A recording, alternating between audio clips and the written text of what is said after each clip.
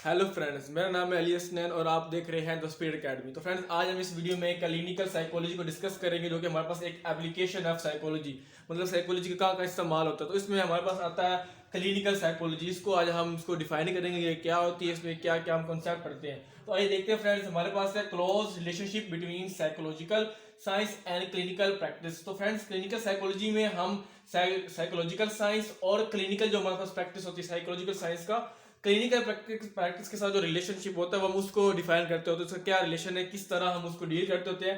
तो clinical practice जहाँ से क्लिनिक होती है डॉक्टरों की, वहाँ हम जाते हैं, अपनी दवाइयों को देखते हैं, अपने मतलब जो इलनेस होती है वो बताते हैं। तो वो क्लिनिकल प्रैक्टिस का और साइकोलॉजिकल साइंस का रिलेशनशिप हम कहाँ देखते हैं, क्लिनिकल साइकोलॉजी में देखते हैं। इसके बाद हमारे पास आता है according to the society of clinical psychology of APA in 2000। APA क्या होता है, association psychological sorry American psychological association. तो 2000 में अमेरिकन साइकोलॉजिकल एसोसिएशन के मुताबिक the field of clinical psychology integrates science, theory, practice and practice. तो इसके मुताबिक ये था कि जो हमारे पास क्लिनिकल साइकोलॉजी होती है वो साइंस को, थेरेपी को, थ्योरी को और प्रैक्टिस को इंटीग्रेट करती है, इनको मिलाती है to understand, predict and elevate the maladjustment, disability and discomfort. क्यों करती, ताकि हमारे पास जो डिसेबिलिटी आ रही है, जो है काम करने की सलाहियत तो कम हो रही है, लर्निंग की है किसी तरह की भी, ये डिस्कम्फर्ट आ रहा है, एंजाइटी आ रही है, परेशानी आ रही है, और जो मेल एडजस्टमेंट आ रही है, खराबी आ रही है किसी भी किस्म की, तो उसको प्रिडिक्ट करने, अंडरस्टैंड करने और एलिवेट कम करने के लिए हम क्या करते हैं, इसको क्लिनिकल साइकोलॉजी को इस्तेमाल करते हैं।